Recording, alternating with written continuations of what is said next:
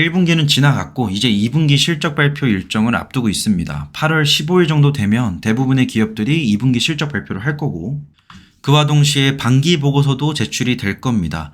국내 전기차 메이저 기업들 엔솔, SDI, 에코, 포스코 이런 기업들이 실적이 2분기부터 본격적으로 반등을 할지 개선이 될지 혹은 2분기 또한 침체를 유지를 하고 그 이유를 기대해야 될지 이게 좀 관심이 많이 가는데요. 일단 보고 있는 사진은 1분기 전 세계 대륙별 전기차 판매량 추이입니다. 확실하게 보일 수 있는 건 전년 동기 대비해서 확연하게 높은 수치를 보이고 있고요.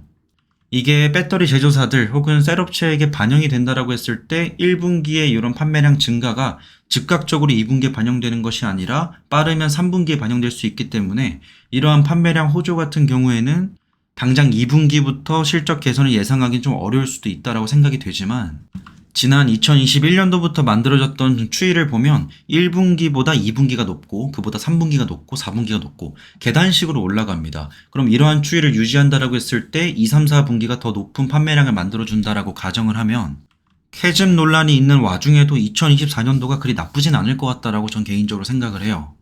다만 그게 숫자로 찍히는 시점이 2분기냐 아니면 3분기냐 4분기냐의 논란인 건데 저는 개인적으로 2분기에 어느 정도 방어를 하고 3분기부터 확실하게 보여지는 어떤 실적 호조가 나오지 않을까 예상을 해봅니다. 중국 같은 경우에는 190만 대가 팔렸습니다. 전년 동기 대비해서 35% 증가율이 나왔고 이게 전체 판매량 중에서 전체 자동차 판매량 중에서 40%의 점유율인데 이 안에서의 플러그인 하이브리드 비중이 매우 높아요. 근데 이거는 중국뿐만 아니라 미국 또한 그랬고요. 유럽 같은 경우에는 그냥 좀 쏘쏘한 판매량 증가를 보였고요. 그 외에 소형 EV 시장을 좀 주목해 봐야 되는데 2월 달에 전기차 판매량이 브라질에서는 4배가 나왔고 베트남에서는 7배가 증가를 했습니다. 인도에서는 1분기만 50% 이상 증가가 나왔어요. 그러니까 전체적인 세계적인 어떤 전기차 판매량의 추진력이 보인다. 제가 실제로 얼마 전에 베트남에 다녀왔는데 그랩을 부를 때마다 한 4대를 부르면 1대, 2대 정도는 빈패스트 거더라고요. 전기차가 상당히 많이 보였습니다. 서울 시내에서 보이는 전기차의 수보다 해외에 나갔을 때 오히려 동남아에서 봤을 때 더 많았습니다. 아까 말씀드렸던 내용인데 1분기보다 2분기가 높고 3분기가 높고 4분기가 높잖아요. 이러한 추세를 그러니까 계절적 특성을 고민해 봤을 때 1분기 이후에 2분기, 3분기, 4분기를 전체 합해서 총 판매량 대비해서 1분기가 차지하는 비율 자체가 15에서 20% 정도 돼요. 이를 통해 추정해보면 전기차 판매량은 약 1,700만 대 정도가 팔리지 않을까라고 추정해볼 수 있는 거고 이 예상대로 된다라고 한다면 24년도 초반부터 계속 나오고 있는 캐즘 논란에 대해서 물론 많은 기업들의 이익이 훼손된다라고 한들 전체적인 시장 자체가 확장되는 거에 대한 어떤 증명은 될 수 있다라고 보여지고요. 2012년도부터 2024년도까지의 판매량 추이를 보면 24년도 역시나 상승세를 유지하고 있습니다. 이와 동시에 최근 유럽연합 차기의회에서 기후위기란 탄소 중립에 대한 대응 정책 비중을 낮추자라는 얘기가 나오고 있는데 이게 어디까지나 지금은 주장 단계에 있습니다. 그 배경에는 이번 투표에서 프랑스의 국민연합당이 의석수를 58석을 확보를 했어요. 얘네뿐만 아니라 유럽 내에 있는 강경 우파 정당들이 대부분이 주장하고 있는 게 지금 현재 발생하고 있는 높은 물가와 경제 성장률 저하는 결국엔 이 모든 정책들로부터 기인된다라고 이야기를 하고 있는 건데 사실 프랑스가 목소리를 높일 수밖에 없는 게 작년과 연초에 테슬라의 중국과 전기차 기업들 사이에서 발생한 치킨 게임 있죠. 테슬라는 원래도 가격이 높게 책정되어 있었기 때문에 탄력적으로 가격을 낮추고 올리면서 판매량을 조절을 합니다. 중국 같은 경우에는 국가 보조금을 받으면서 가격을 낮췄고요. 둘 간의 싸움이었는데 이 사이에 꼈었던 유럽 기업들, 특히나 프랑스의 기업들이 꽤나 많은 피해를 봤습니다. 그래서 원래도 이러한 전기차 시장 자체에 대해서 좀 불공평하다라는 걸 느끼고 있었던 프랑스인데 이번에 의석수 확보하면서 이러한 주장을 한 건데 지켜봐야겠죠. 실제로 그들의 주장대로 될지 아니면 역시나 또 반대를 받고 기후위기에 대한 대응 정책들은 유지가 될지 지켜봐야겠습니다. 저는 개인적인 생각으로는 탄소 중립인 넷조를 향한 계획이 전면 수정되거나 폐지되는 건 어려울 거라 봐요. 과거부터 이런 거를 반대하는 의견들은 있었습니다. 그럼에도 불구하고 계속 강행되어 왔었고요. 그들의 의견이 중론은 아니라는 것만 알고 있으면 됩니다. 전 세계가 목표로 하고 있는 넷제로 시나리오에 필요한 지역별 전기차 배터리 제조 능력과 제조 능력입니다. 보시면 이 노란색이 필요한 능력인데 지금 25년도 추산치는 4죠. 그러니까 1.5배만 증가하면 되는 건데 24년도를 대충 추정해 봤을 때 3이라고 가정을 해봅시다. 그러면 지금으로부터 2배 정도의 제조 능력을 갖춰야 되는 건데 이게 단순하게 캐파를 증설한다라고만 해서 되는 건 아닙니다. 지금 기업들이 준비하고 있는 캐파 증설이 완공되면 얼마든지 달성은 가능한데 이 안에서 중요한 건 가동률입니다. 실제로 이걸 설치하는 그 속도감만 보면 21년도와 22년도, 23년도에 가속화되고 있어서 이게 충분히 달성될 수는 있는데요. 그 안에서 아무래도 CATL과 BYD의 역할이 굉장히 큽니다. 그러니까 전 세계에서 배터리 생산 능력을 비교했을 때 중국 외 지역들 그리고 중국을 포함한 지역을 이렇게 보는데 중국을 포함한 세계의 능력을 다 합쳤을 때는 CATL이 압도적이고요. LG엔솔과 BYD가 좀 비슷하게 올라왔습니다. 여기 뒤를 따르고 있는 게 삼성 SDI랑 SK온인데 최근 성장률로 보고자 한다면 삼성 SDI의 성장률이 매우 눈에 띕니다. 가장 이상적인 구도는 엔솔과 SDI가 1, 2위를 하는 건데 현실적으로는 향후에 엔솔과 삼성 SDI가 중국에 대한 관세와 유럽연합 쪽에서의 관세 혹은 견제에 힘입어서 CATL 다음으로 2, 3위 정도 BYD를 밀어내고 올라가는 그런 그림을 꿈꾸고 있습니다. 어느 정도의 캐파 사이즈가 25년도, 26년도부터 완공이 차례대로 되면 확보가 됩니다. 근데 이때부터 더 중요해지는 건 전 수율이라고 봐요. 지금은 당장 생산 능력과 캐파 능력이 어느 정도 되는지에 초점이 맞춰져 있는데 반도체 기업들 또한 산업 초기에는 물량에 집중해서 시장 지배력을 키우는 것에 혈안이 되어 있었는데 물량에만 집중한 기업들은 지금 우리 눈에 보이지 않습니다. 물량도 집중을 하고 그와 동시에 수율도 잡고 산업 안정기에 맞춰서 일정한 마진을 확보하는 거 이게 굉장히 중요한데 슬슬 수율에 대한 중요성이 나올 겁니다. 저는 배터리 생태계 또한 수율 경쟁으로 진입하는 시기 이게 강조되는 시기가 빠르면 2025년이고 최소한 2026년도부터 진행될 것이라 보고 있어요. 자체 생산 능력에서의 수율을 잡는 것도 매우 중요하겠지만 이걸 관리하는 데 탁월한 기업들은 아무래도 수직 계열화가 잘 되어 있는 기업일 가능성이 높습니다. 저는 실제로 그런 기업들 위주로만 지금 투자를 하고 있고요. 가장 많이 나오는 얘기가 중국을 제외하고 나서는 LG엔솔이 1위다 라고 얘기를 하고 있습니다. 그 의미는 뭐냐면 중국을 포함했을 때 중국의 성장률과 점유율은 매우 위협적이라는 거고 이럴 수밖에 없는 게 중국은 전기차에 대해서 왜 그런지 모르겠는데 너무 진심입니다.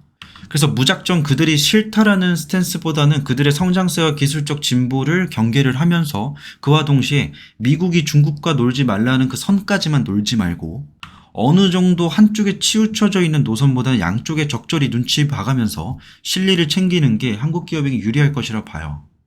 이 안에서 우리나라 기업들은 잘 살아남을 수 있지 않을까 이렇게 생각을 합니다. 이제 곧 캐파 증설도 완료가 될 거고 덩치를 키웠으니 노는 에너지가 없이 가동을 잘 시켜야 된다는 것이고 최근에 SK온이나 삼성 SDI, LG엔솔에 대한 가동률에 대한 논의가 나오고 있긴 한데 이건 어디까지나 전방 산업이 수요가 둔화됨에 따라서 속도감을 좀 조절한 것 같고 다시 한 번 더 끌어올릴 때가 왔다라고 전 생각이 됩니다. 그 시점이 빠르면 하반기라고 보고요. 본격적으로 그 시점을 빠르게 당기는 건 25년도 2분기부터이지 않을까 이렇게 보고 있어요. 여기에 얹어서 저는 최근에 EV 시장이 본격적인 확장을 앞두고 있는 이 시점에서 전기차 보험 시장에 대한 관심을 갖고 있습니다. 원래 이걸 처음에 관심 가졌던 이유가 1차적으로는 전기차 시장의 확대 속도를 전통적인 방식인 판매량과 판매액으로 이걸 기준 잡고 추산하는 것도 가능하고 그게 원래 가장 어떻게 보면 정석적인 방식이었는데 전기차 보험 가입 액수 규모에 따라서 시장의 성장 속도를 한번 측정해 볼까라는 아이디어가 있었고요. 그 과정에서 또 알게 된 몇 가지 사실이 있는데 현재로서는 원칙적으로 일반 보험사에서는 전기차와 내연기관차에 대한 크게 구분되는 보험의 틀이 없습니다. 그러니까 둘이 원칙적으로는 똑같이 보험을 내는 건데 다만 막상 가입을 해보면 현재 높게 형성된 전기차 가격과 부품 가격이 비싸다는 원인으로 그 견적을 막상 받아보면 조금 더 높다라는 이야기들이 나오고 있습니다. 이게 국내는 어떤지 모르겠는데 미국 내에서는 그렇게 되고 있어요. 그래서 일반 보험으로 등록했을 때 테슬라 모델들이 오히려 더 비싸고요. 나머지 복스웨겐이나 포드, 쉐보레 이런 애들이 오히려 더 쌉니다. 2023년도 전체 자동차 보험 평균 비용이 미국 내에서 측정되기로는 연간 2,008달러입니다. 한화로는 276만 원 정도 되는데 이게 EV 차량 소유자들이 내고 있는 보험료는 작게는 10%에서 높게는 135% 가까이 더 비쌉니다.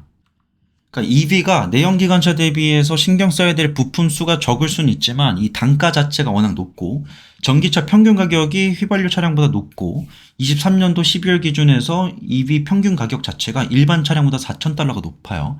그렇고 또 EV 배터리 교체 비용 또한 훨씬 더 비싸고 여기에 더불어서 EV 차량 수리 인력도 전문적인 수리 인력도 부족한 상황입니다. 이걸 대응하기 위해서 테슬라는 자체 보험 플랫폼을 보유하고 있습니다. 그러니까 일반적인 보험 회사는 일반 내연기관차를 측정을 할 때 사고 기록을 보거나 뭐 보험 처리 내역을 보거나 뭐 자차인지 아니면 뭐 렌트카인지 이런 내역들을 보잖아요. 요즘엔 뭐 다양한 그런 플랫폼들에서 엔카 같은 데서도 측정을 해주는데 테슬라 같은 경우에는 이 세이프티 스코어라는 거를 만들었습니다. 그러니까 전방 추돌 경고를 몇 번 받았는가, 급제동 횟수랑 패턴들, 공격적인 회전 및 유턴, 안전거리 미확보한 차량들, 강제 자율주행 장치 해제했거나 안전벨트 착용 행태들 이런 것들을 파악을 하고 그에 따라서 보험비를 부과합니다. 이걸 다 맞췄을 때 보험료를 비교해보면 일반 보험사 대비해서 절반 값이에요. 그러니까 위에서 원래는 522불 낼 거를 이거는 260불 정도 내는 거죠. 혹은 그보다 훨씬 더 덜 내게 될 수도 있습니다. 이에 따라서 막상 이걸 해보니까 테슬라 보험의 손해율 추이가 100% 미만으로 떨어졌습니다. 23년 1분기에. 24년도 발표되면 알 수 있겠지만 이거보다 더 떨어졌을 거예요. 아니면 이걸 유지하거나. 그러니까 이런 상황이니까 일반 시민들 입장에서는 전기차를 살까라고 했을 때 고민하는 게 가격도 있겠고 충전 인프라도 있겠지만 이러한 보험도 고려 원인일 겁니다. 근데 이러한 보험 서비스에서조차도 테슬라가 훨씬 더 저렴하고 유리한 정책들을 내놓기 때문에 테슬라 전기차를 수요할 수밖에 없는 거고 전기차 시장을 대변을 할 때 테슬라 자체가 거의 기준 모델이 되는 겁니다. 그래서 최근 막 치고 올라오는 완성차 업체들 있잖아요. 그들이 이게 성장하는 거에 어느 정도 제한을 받고 테슬라를 따라가기 어려운 이유 중에 하나가 뭐 테슬라의 압도적인 뭐 브랜드 파워도 있겠고 이런 슈퍼차저 혹은 FSD와 같은 어떤 프로그램들이 있겠지만 이러한 보험 측면에서도 테슬라를 따라가기가 어려운 상황인 겁니다. 그래서 다른 완성차 업체들이 더 커지고 그들의 성장에 따라서 낙수 효과를 아래에 있는 배터리 기업들과 분리막, 뭐 전해액 기업들, 응급제 기업들이 받기 위해서는 더 다양한 전기차 모델들이 나와야 되고 경쟁이 치열해져야 되는 건데 그러려면 이 보험 부분에 있어서도 완성차 업체들이 자체적으로 프로그램을 마련해서 테슬라와 같이 이렇게 정책들을 내어놓거나 아니면 전문 보험회사 혹은 보험회사들 중에서 이런 전기차 보험을 따로 전문적으로 취급하는 그런 기업들이 생겨나야 된다고 보고 있습니다. 이런 거 분석하다 보니까 제가 처음에는 어떤 생각을 했냐면 그럼 미국 내에 있는 전기차 보험 전문 회사를 알아볼까도 생각을 했었는데 마땅히 별로 없고요.